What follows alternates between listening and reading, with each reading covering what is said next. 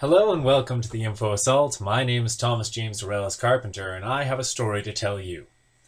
I'm the administrator and original creator of I Hate Donald Trump, and I've been working non-stop for over a year to inform the public of what I perceive in the world and how it's connected. The Facebook group I Hate Donald Trump is currently sitting at just over 80,000 members and shows no signs of slowing down. I made a community page, which is obviously getting more popular by the day, and I'm in the works of making these publications. As such, I think it's probably time I give the members of the group a better understanding of the circumstances which transpired to bring me to writing this Info Assault. But maybe I've gotten ahead of myself. My name is really long, isn't it? Like, who's got 4 names? Well, that's actually because of my mother. She's the daughter of a Lithuanian immigrant who came here during World War II. His last name is Arelis, and so is my mother's. My grandfather never had any male children of his own, and unfortunately in our culture, if you don't have any male children, a lot of the time your last name is changed. My mother, being a steadfast and wonderful woman that she is, kept her last name through 30 years of marriage and gave it to all of her children. I'm proud of my Lithuanian heritage and am forever thankful that I can give my last name to my children. Carpenter was my father's last name, and he was always an extremely powerful person, regardless of what he did or was doing. He instilled many values in which I couldn't shake even if I wanted to. Honor above all. If he ever read this, he would smile.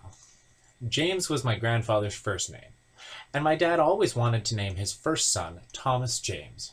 And so it came to be in 1987, I was named Thomas James Arelis Carpenter. But why the hate, Thomas James Arelis Carpenter? Well, that's a great question. I invite you to follow me while I bring you down the path that is my logic. It's going to be a bumpy ride. I was raised in circumstances which allowed me a unique perspective on life, good or bad, and I wouldn't actually trade it for any other. Now, hate is reserved for bad things, demons and serial killers and stubbed toes and the icky black things that live under your bed. There's some things everybody hates without thinking much about them. We hate slow traffic, we hate slivers, we hate cavities, but we aren't talking about hating things or situations. We're talking about Donald Trump. Now, some of you might be thinking, what about Hillary and Obama and the Democrats and the immigrants and the terrorists? And I know, trust me, I've heard it. Let's try something just for a second. Let's assume you're right. Let's assume that Hillary and Obama are just terrible people and have lots of very no good, awful stuff going on. Let's say there had been some evidence of whatever you think happened, and not only that, but let's say hypothetically you're absolutely right about how bad they are. Okay? So Hillary and Obama are guilty of everything that you think.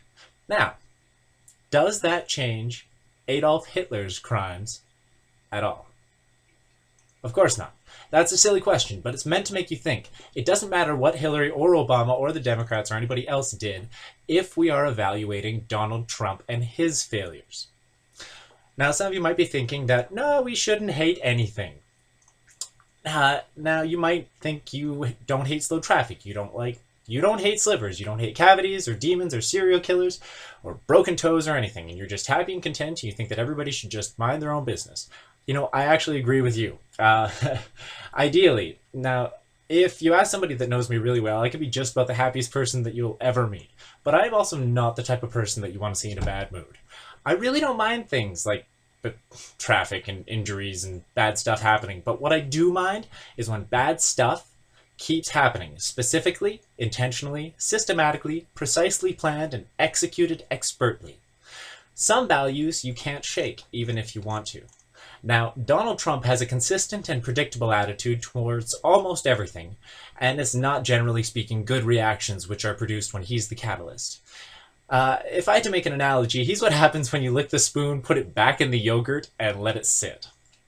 I believe in the future we're going to look back at this time in history and wonder why we did not stop Trump. Just as I look back at history and I wonder why we didn't stop Adolf Hitler.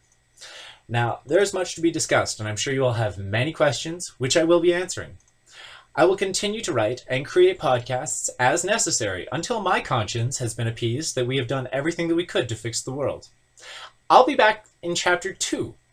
Until then, eat well, rest, consistently, pray, and smile at yourself in the mirror. From your administrator, Thomas James Arelis Carpenter.